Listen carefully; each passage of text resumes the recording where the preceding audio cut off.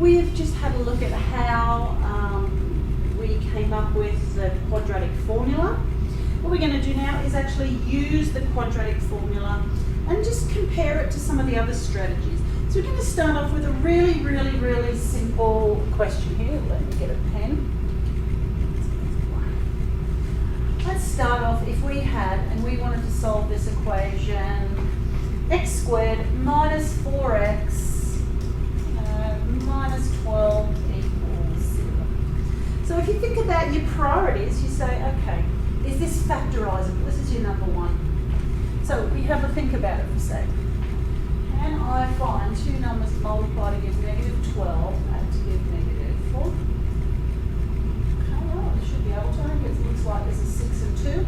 Product is negative, sum is negative, so the larger number has to be the negative. So it looks like this is factorisable.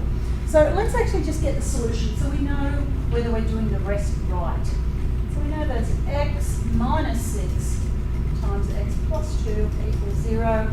Therefore, x is equal to 6 or negative 2. Okay, so we've actually solved it. We know the solution is 6 and negative 2. Okay, so now, well, let's just have a look what it would look like.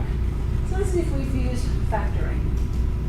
Let's see what it would look like if we used completing the square. Okay, so this is method 1. Let's look at method 2. See what it would look like. It's pretty quick and efficient.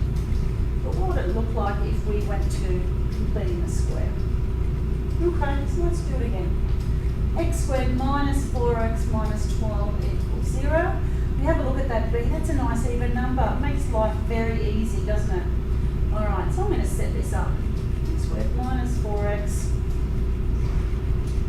minus 12 equals 0. So I go and have a look at my b value. So I've got to halve that. I've got negative 2, square it and add it on here. So I'm going to be adding 4 on there. I've added 4 on there, so I'm going to take my 4 off out here. So we now have a perfect square, so I'm going to factor it into its factors, x minus 2 all squared. Let's neaten up this piece over here. So we've got minus 16 equals 0. Take that 16 over. So we've got x minus 2 squared equals 16. Take the square root. X minus 2 equals plus or minus 4. And take our negative 2 over. X equals 2 plus or minus 4. Well, of course, if you think about it for a sec, 2 plus 4 is 6. 2 minus 2, 2 minus 4, is negative 2. And we're back up to this, we get the same thing. A lot more work though, as you can see. So factoring, if you can do it, that's your number one priority. Okay, I'm just going to move this over here.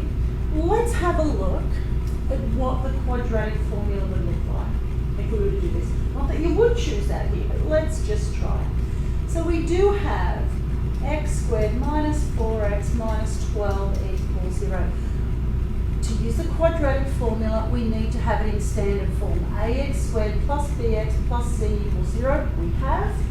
So we can think about what our a, b and c values are here. What's our a value? A is the coefficient of the x squared. So that's a 1. What's our b value?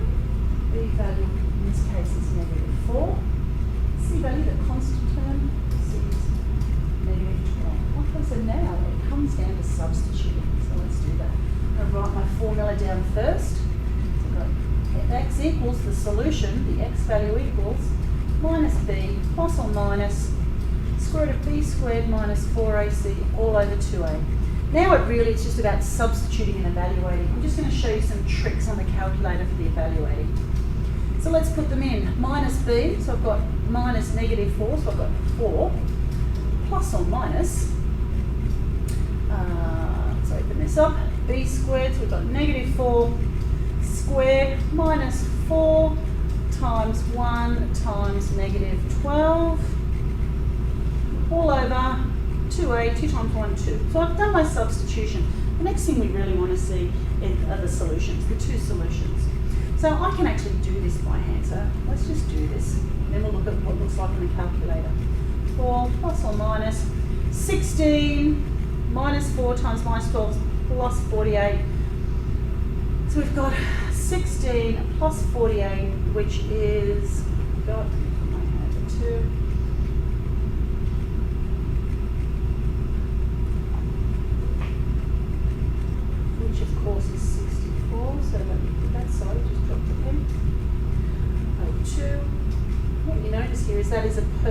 square. If you see you've got a perfect square there, you know you could have factorised it. So we've got 4 plus or minus 8 over 2, and of course 4 plus 8, 12, 12 divided by 2, 6, 4 take away 8, negative 4 divided by 2, negative 2. So we once again, we get our 3 solutions both ways. Just have a look at those for a moment. Think about which you would be doing, making a smart choice. If it can factor, much easier factoring. Completing the square, yeah, it was nice because that was a nice, even, simple number to work with. Remember, this is really for those really messy ones that you know you can't sort of approach any other way. You might use a graphing calculator. We can go and check those with our graphing calculator, but what I want to do is actually show you how to do that substitution in your calculator. So let's just have a look at that for a second. Oh, I'm just trying to drag out this a bit. There we go. Okay. So you'll notice there's 3 bits. Just have a look at this. We have one key part here. If we can get the value of that, then all we've got to do is 4 plus that divided by 2 and 4 minus that divided by 2. So I'm going to actually use my store function this time to do that. So the first thing I'm going to do is get the value of that. Now, of course, you should be able to do that mentally, but we're going to put it in anyway. So let's turn this on. So square root of negative 4 squared. I'm going to open up a second parentheses because I need to put my negative 4 in parentheses before I square it. Minus 4 times 1, not that I need to put that times 1, times negative 12, close that first parentheses, and we've got our 8. So, of course, you wouldn't do it for this, but if you've got a yucky decimal, so what I'm going to do, I'm going to store that 8. Click store down here, and I'm going to store it as letter A. So I'm going to press math A. There we go. So every time I press an A, I get an 8. So you use the alpha A. You call it, store it as A, B, C. It's up to you, really. So now, all I'm going to do, the math I've got to do is this. 4 plus A divided by 2 and 4 minus A divided by 2. So let's do that. I'm going to open my parentheses. 4 plus A divided by 2. There's our 6. There's our first one. And 4 minus A. Oh, didn't put my parentheses. Insert. Whoop.